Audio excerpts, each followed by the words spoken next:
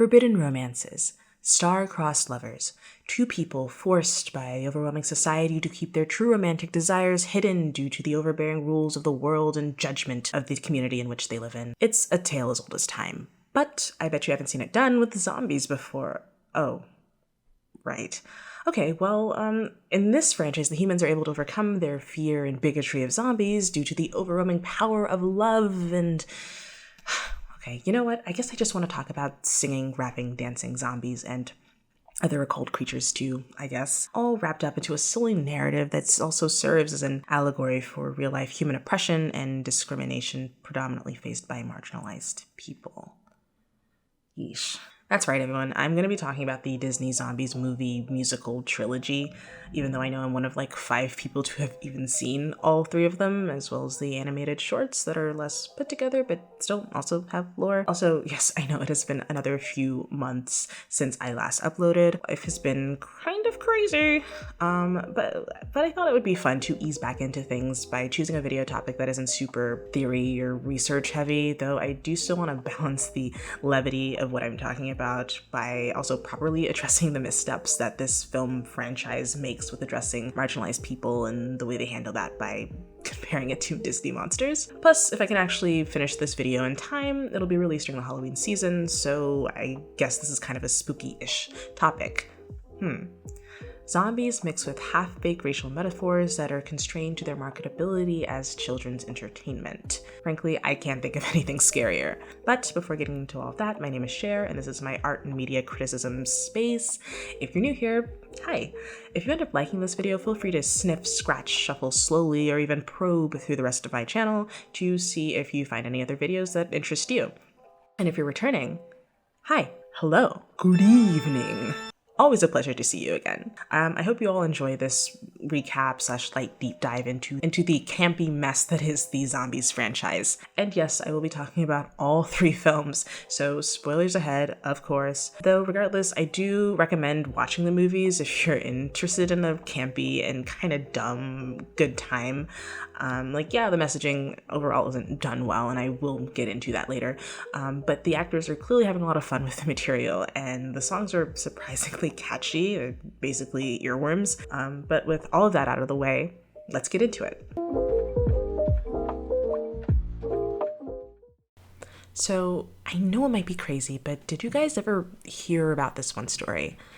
And you might have heard about it vaguely. It's about a girl and a zombie. Sorry, I didn't know how else to lead into this section. So let's kick things off with the very first film, Zombies, where the titular race make their ghoulish appearance. We learn in the film's opening sequence that the zombies in this world were the result of an explosion at a nuclear power plant about a half-century ago that turned half of Seabrook, the setting of the franchise by the way, into brain-eating monsters. This then led half of the town to be quarantined, or segregated really, into an area known as Zombie Town. Later on, equipment known as Z-bands were introduced by the government, which deliver soothing electromagnetic pulses that keep zombies from craving brains and being able to carry out their day-to-day lives pretty much like humans. And this is the point in the story where you actually realize that it's fantasy. I mean, outside of the whole brain-eating zombie bit.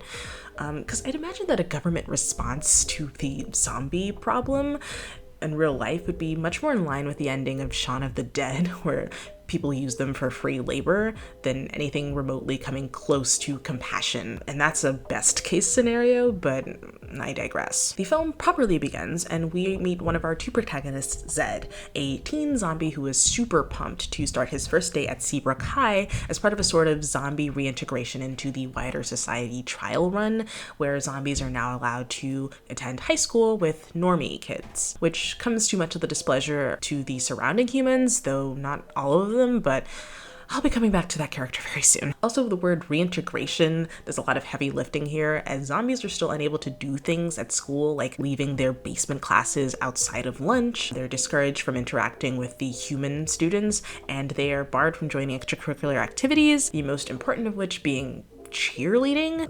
And I'm not even exaggerating, but cheerleading is probably the most important activity in this town. The town's identity kind of revolves around it, weirdly enough, and the audition process for it is pretty freaking cutthroat, and you wouldn't even believe how often cheerleading is the solution to so many societal problems in this franchise, but I am getting ahead of myself. Though, Speaking of cheerleading, that does lead us into our next character. So, completely defying the no zombies on the surface rule, Zed is caught roaming the halls, which then triggers another student to pull the school alarm, and he quickly rushes into a room to avoid any aggression that entails. And it's here that he has a chance encounter with Addison. But who is Addison, you might ask? Well, that's a surprisingly good question that permeates the entire franchise, but for who Addison is in this film, well, remember when I said that not everyone hated zombies?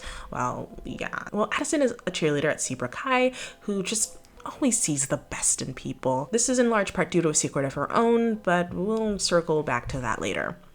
Keep a pin in it though. So while she's initially apprehensive of Zed, a romance between them quickly blossoms as she finds out that he's a pretty normal guy outside of the whole zombie thing. Though in typical forbidden romance fashion, their budding romance must be kept a secret. One thing I will say that this has over Warm Bodies is at least the romance here isn't complicated by one of the love interests eating the other's former boyfriend. But back to the school side of things, due to Zed tampering with his Z-band with the help of his smart friend Eliza, he's able to join and excel at the football team. He's able to rise through the ranks, and his football success directly translates into more freedoms gained for the zombies at school. In a risky move, Zed invites Addison to Zombie Town so she can experience zombie culture, and right as this night culminates into the big almost kiss between them, the Z or Zombie Patrol shows up to take Addison away, leading to her being grounded. Zed meets up with Addison the next day anyway, surprisingly looking all human-like, to tell her he's been messing with his Z-band to change his appearance and win football games, which she very much warns him against doing. Soon after,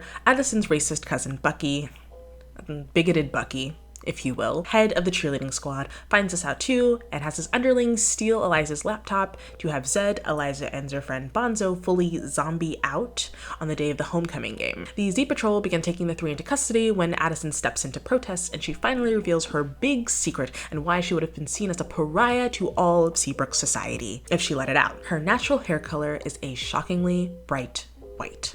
Also, I find this scene kind of funny because the crowd just boos at her when she removes her wig. Like, I get that she probably hasn't washed her hair in ages and her cut is absolutely atrocious, but are the boos really necessary? Maybe. Well, after that little stunt, Addison and the other zombie supporters are kicked off the cheerleading team by Bucky, and towards the end of the film there's this big cheerleading competition that was actually mentioned earlier in the film but that I didn't get to until now in the script.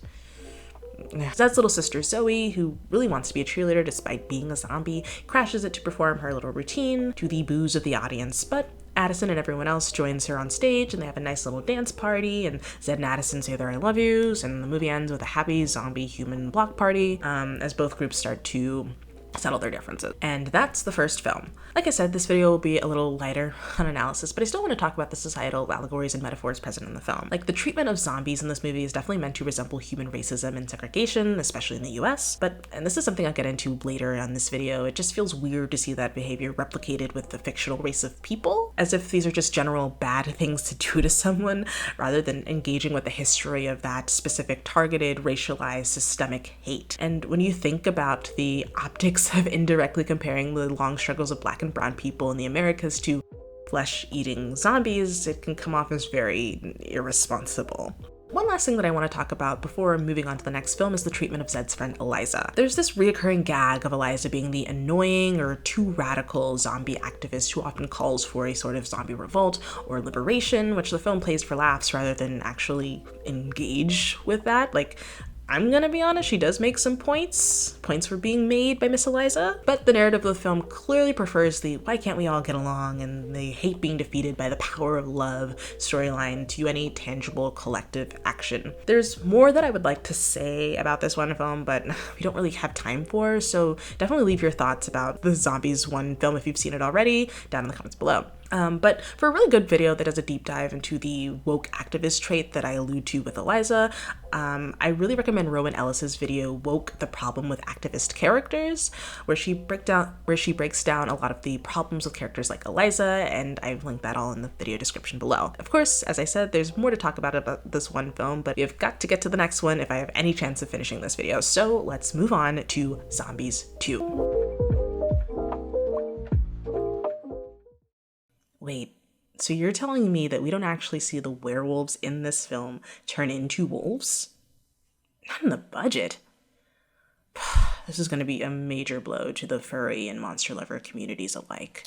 In the second movie, we are introduced to the werewolves of Seabrook, and they're probably my favorite occult creature in the trilogy, if not just for their general outfit aesthetics, or Zombies 2 being what actually got me into the franchise, probably because they have the best songs in the trilogy, and I won't debate this. The Zombies 2 soundtrack, while lyrically very clunky, still eats. Werewolves are introduced in the opening of the film as people who were indigenous to Seabrook before the first colonizers settled and eventually took their moonstone to power the former nuclear plant, which, if we remember, is what also led to the creation of zombies. The power plant is also set to be destroyed soon, which is something that Eliza suggests protesting, as she considers the power plant to be a part of zombie heritage. This also poses a major problem for the werewolves, as they get their powers and life essence from recharging their personal moon necklaces with the moonstone, which they haven't been able to do in almost a century, so this leaves many of the werewolves ill and presumably dead off screen. After being spotted by Addison and the other cheerleaders while on their way back from cheer camp, it leads to a town paranoia and reinstatement of anti-monster laws and lockdowns in Seabrook, leading to monsters being banned from things like the high school prom, or prawn,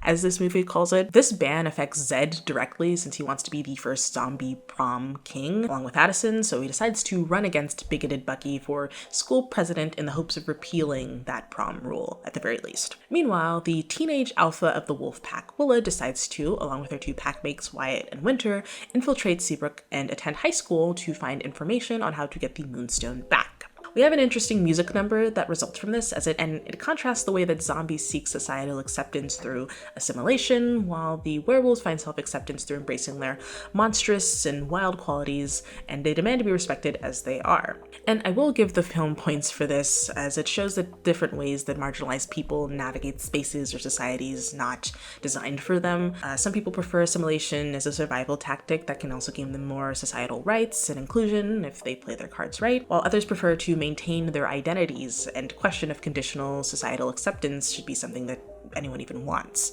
Again, these are interesting viewpoints, though due to the nature of the franchise and appealing to a wider child-friendly audience, they can't really get too deep into it. And there's also this monsters being equated to marginalized people of color, that kind of just sticks around and leaves a bad taste, so...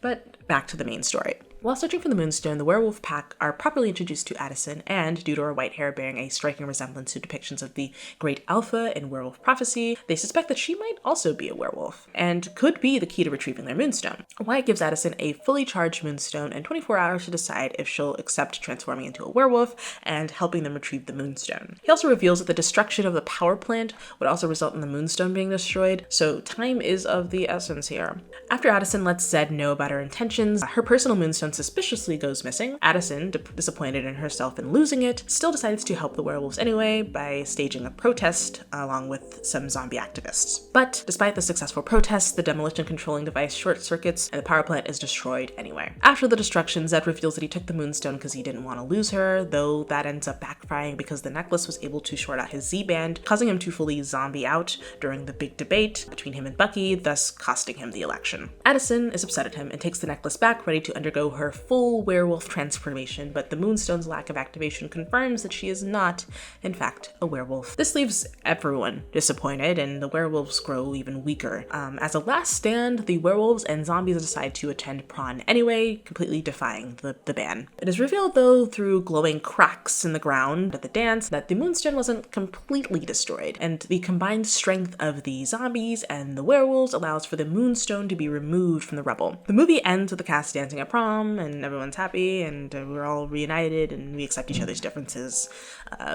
Good end. Like, everyone happy ending. So, while as nice as the message of self-acceptance, diversity, and found family, or packs, are in this film, we can't get around the fact that werewolves in this film are mainly meant to represent North American indigenous people, with a lot of werewolf history, and the storyline mirroring the erasure and revisionist history regarding the first contact of settlers to the native people, as well as narratives that describe them as having only lived in the past and have essentially vanished from modern society, which is not at all true. And while it's an attempt that I wouldn't have expected from a DCOM, the monster-human equivalence here continues to muddle the allegory and metaphor. Like, werewolves being synonymous to indigenous people, well, with all of their beastly attributes, doesn't fare favorably, and unfortunately plays into the violent savage stereotype, which sees Native Americans and people as either violent, savage, or primitive, which isn't to say that the werewolves here are necessarily violent, though there is a level of aggression and mean streak with them that isn't really present with the other species of a cult. And now that I've finished recapping the second film and my main gripes with it, we can now talk about the third and final film in the trilogy.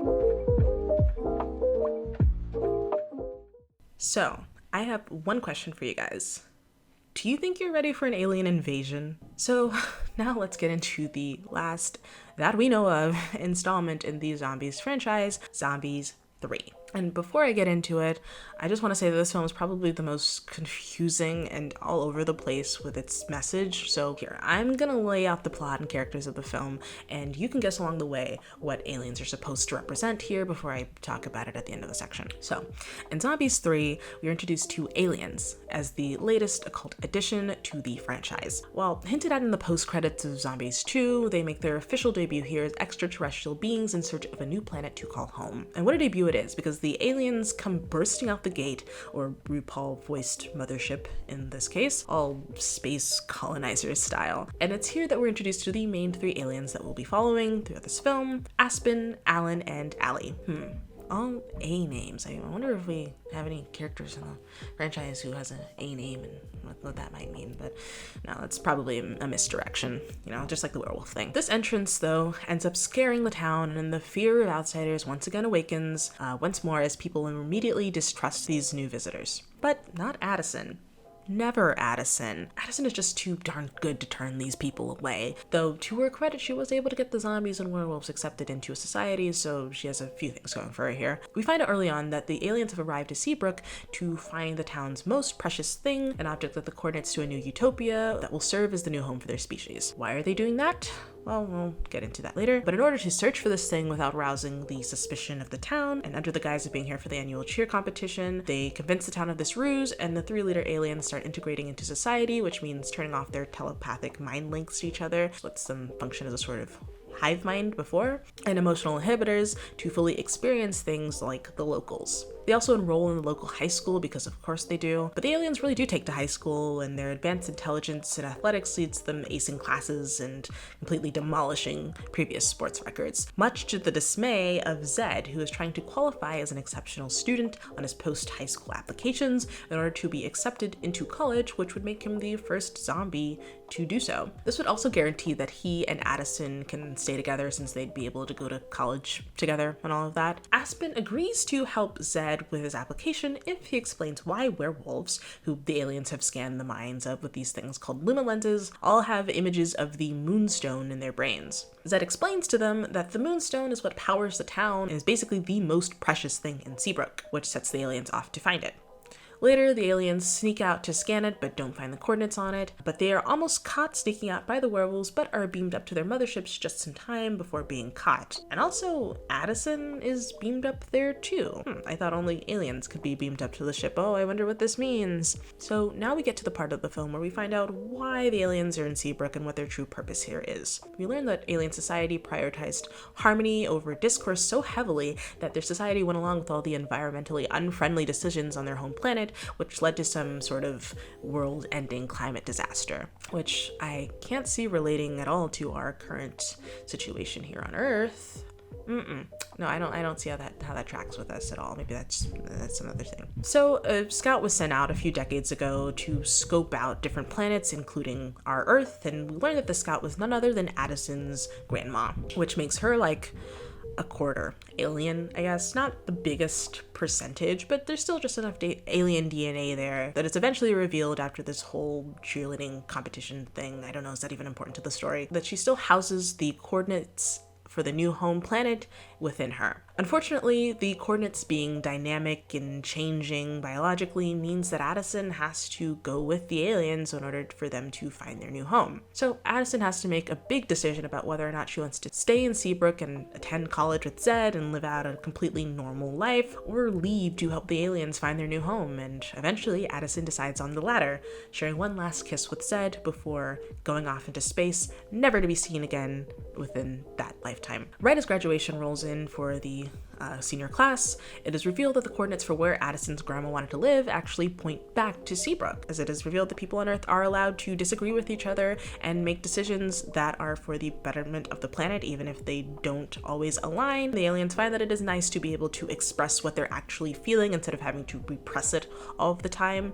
Though it kind of doesn't make sense to me because like the Seabrook that Addison's grandma grew up in or came to was super repressed and kind of racist. So I'm like, is this really the best town to be in? But I also wonder how that wasn't revealed earlier, that the coordinates point back to Seabrook. Like, you don't have to go into space to find out that Seabrook is right. Like, wouldn't it just say like, oh, the coordinates are here? It says that Seabrook is this, but movie logic, we have to have a very dramatic drama happening here, so I'll allow it. Well, the aliens settle into Seabrook and things become even more diverse, and we learn towards the end credits of the film that vampires and merpeople and God knows whatever other creatures also decide to come to Seabrook as a sort of safe haven for other occult creatures. Though you would probably already know about the vampires if you had even bothered to watch Addison's Moonstone Mystery shorts, because as I said, there is lore there that hints to that before, but only true fans would know that. And again, Seabrook becomes a safe haven for all occult races,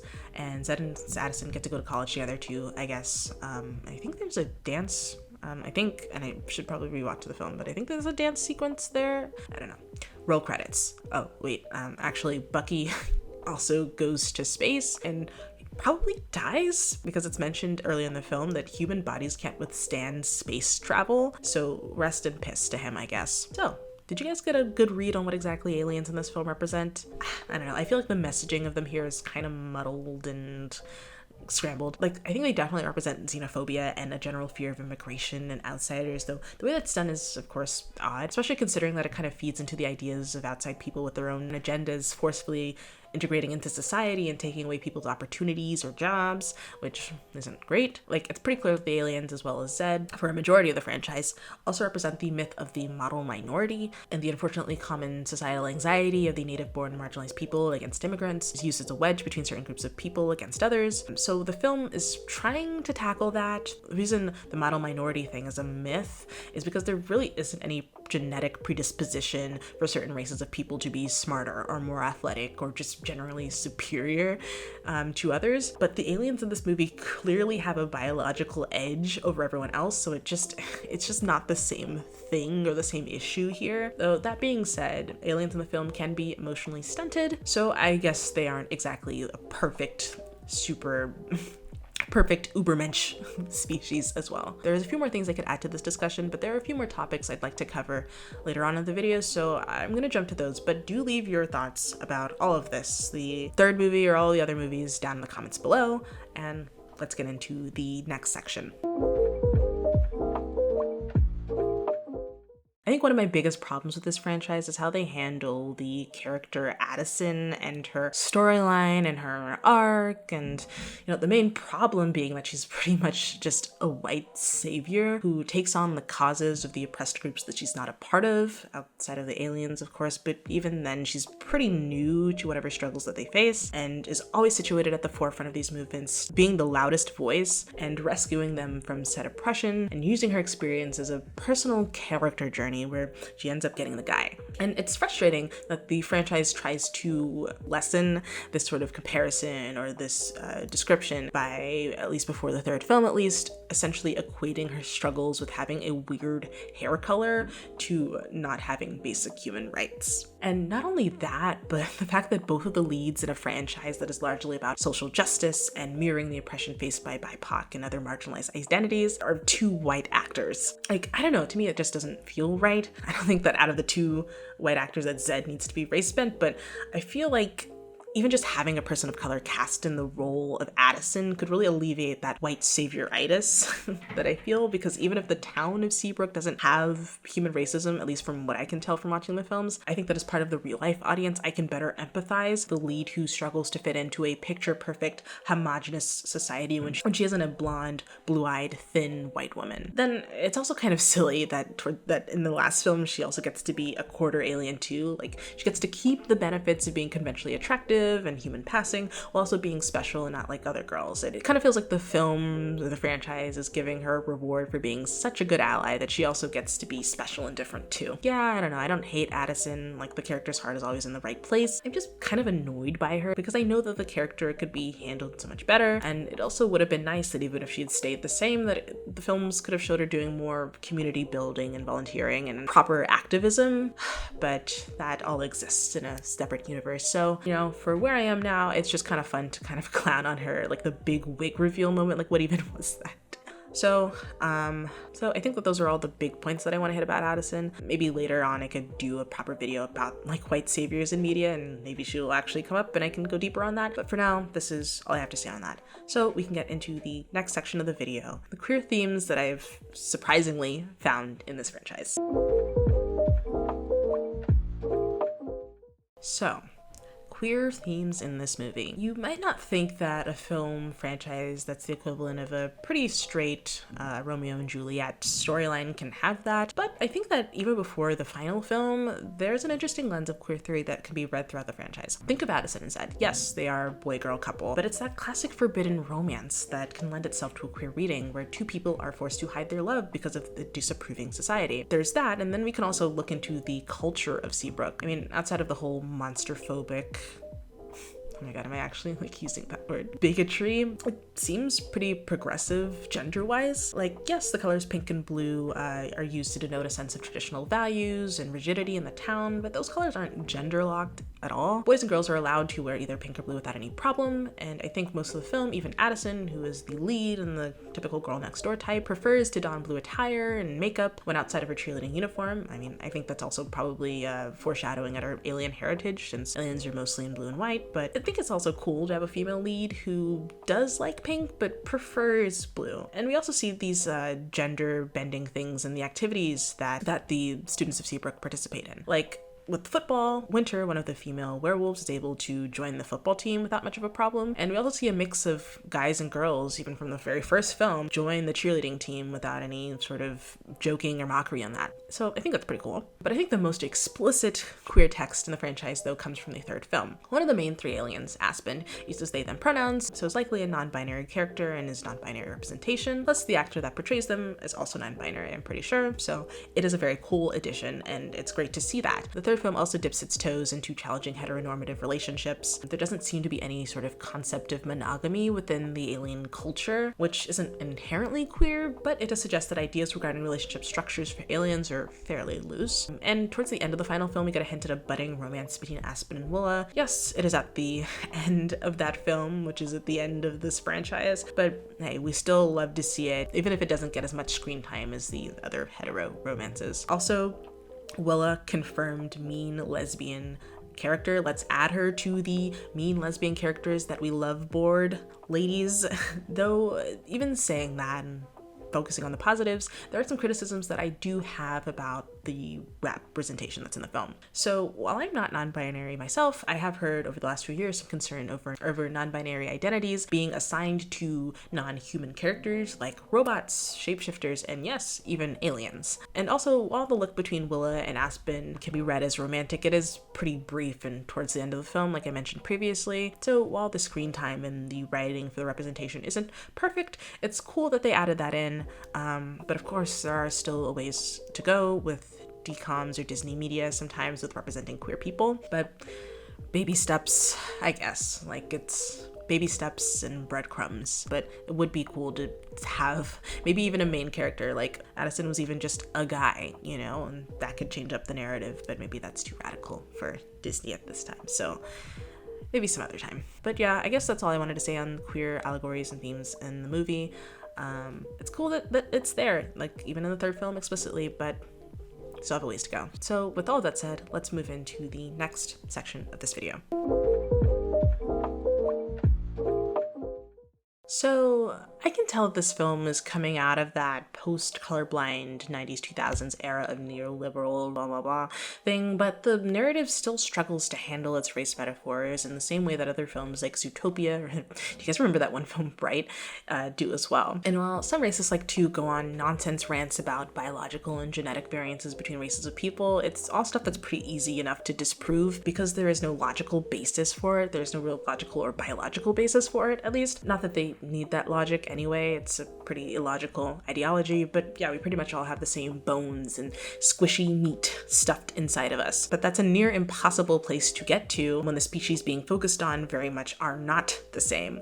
Like, the fact remains that the oppressed minorities in this film do pose real threats to humans in ways that your average person of color doesn't to white people. And like, let's not forget that zombies without their Z-bands will try to eat humans, and that is a genetic factor that is not at all present in the humans of this film. But, you know, when I think about the Zombies franchise, I can't help but compare it to the Monster High franchise, at least the OG version. Both deal with occult races of people attending high school, but they go about it very differently. Monster High as a franchise mostly decenters humans in their storytelling, for the most part, aside from the character of Jackson, Jekyll, and Holt Hyde, which is an interesting character story in itself, but not really the main focus of the series, so they're able to sidestep the messy racism allegory and focus on learning about the individual traits of the characters and their species and how they relate to other people. Though there is this whole Dracula storyline with Draculaura that does deal with human-monster relations in the real world, but again, that's things that are also to the side and not really focused on heavily in the main narrative, but they do delve into that, and I don't want to ignore the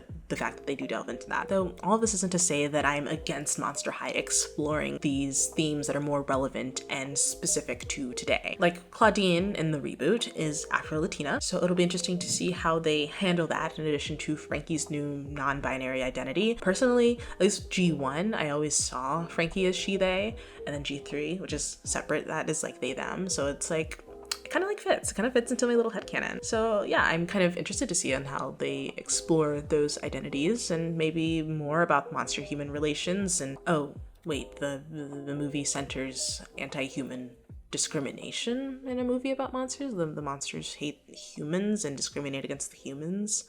Well, the humans also discriminate the monsters, and it's really messy and not at all handled well. And oh, okay. Maybe the animated series will do it better. I don't know. But saying all this, you might wonder if there is a way for racial allegories or stories about racial allegories and metaphors to be done right. Well, and okay, just hear me out. I kind of feel like, okay, do you guys remember the story about the Sneetches by Dr. Seuss, right? Okay, well, hey everyone, just popping in to address the fact that I talk about The Sneetches by Dr. Seuss in the next portion of this video, but I do want to acknowledge Dr. Seuss's history of problematic, stereotypical, and honestly really just racist depictions of people of color in his earlier work, and I wanted to do that now within the video before being called out on it later, though I will say that he did become more vocally anti-racist in his later life and in his work, and I think that The Sneetches is a good example of this post-war change in his mindset. That, of course, doesn't negate the previous harmful depictions of people, but I thought I could mention it, that he didn't continue to hold these viewpoints. And honestly, The Sneetches was the first example I could think of when thinking about anti-racist children's media depicting fantastical creatures or non-humans, about discrimination, and I was honestly on a time crunch while writing the script, but still, it's on me to not have chosen something by a creator with a less problematic and complicated past. That said, if you guys know of any media that fits that child-friendly criteria and depicts non-human stories about discrimination, then please share those works and that media down in the comments below. All right, I think that's all I wanted to say, so let's get back to the video. If you don't remember, then here's just a quick recap. So the Sneetches are all a species of yellow bird-like thing creatures, where the only difference between them and this group is that some Sneetches are born with stars in their bellies and some aren't. The Sneetches with stars are treated better than those without them, but one day a traveling salesman, scammer guy comes into town and offers these starless Sneetches access to a machine that, for $3, allows them to have stars in their belly and basically feel just as special as the Sneetches who originally had stars in their bellies.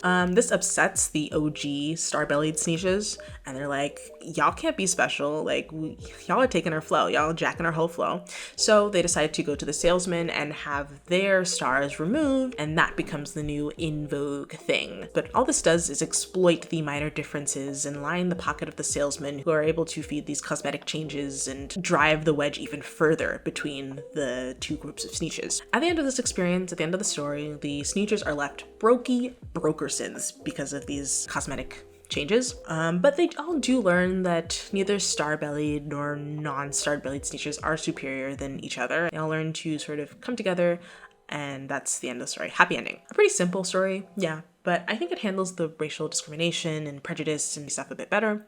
Like, it's still not the best way to handle it, especially since the differences on the sneakers are things that can be taken on and off via cosmetic surgery or machinery or what have it. And while I don't think that every film or television or media about this topic needs to be handled in exactly the same way, it is an easier narrative to untangle because people of species being pitted against each other are essentially the same outside of some cosmetic differences, and it points out how illogical bigotry can be.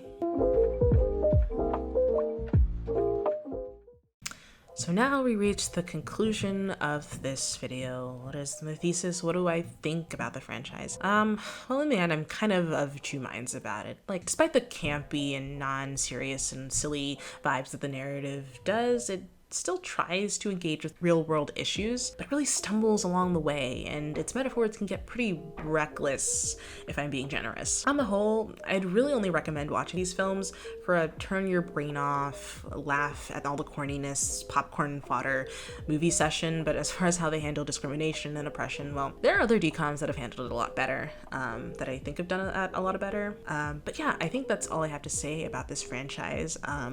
You know, regardless, I still think that it's fun and the music is super catchy, as I've mentioned earlier. Like, it's pretty much a certified earworm, and I don't think I would be talking about it if there wasn't a part of it that still entertained me to some extent. And you know, now I'm all up in my zombie gear. Like, I went to Spirit Halloween and purchased this just for this video. I have the blue eyeshadow and the nails because werewolves in the film mentioned their fucking mentioned how good they are at pedicures. Wait, can I do one of those ASMR things? Very weird, but I wanted to try that out. But yeah, like I said, I think this is all I have to really say about the movie outside of everything. But if you enjoy this video, make sure to like, comment, subscribe, all your thoughts down below. Hit that subscription button. I think I already said that. If you want to know what I'm up to outside of making and releasing these videos, feel free to follow me on my Instagram or my Twitter. Yeah, so let me know what your thoughts are on this video, on the film franchise down in the comments below. If you've seen the films at all, if this video makes you want to go watch them or not. But other than that, I hope you all have a happy and wonderfully spooky Halloween. I don't know, I kind of want your guys' guesses on what I'm going to be for Halloween. I feel like based on this hair color and a topic that I mentioned earlier in the video should be fairly obvious. Also, these press-on nails were so annoying to get on. Also, like, there's like this thing that's on the ribbon that falls off, but these nails were probably the hardest thing to do outside of actually filming this video, and I'm so ready to pop these off.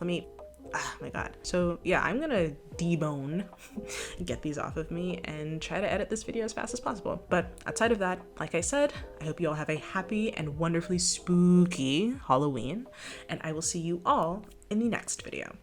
Bye.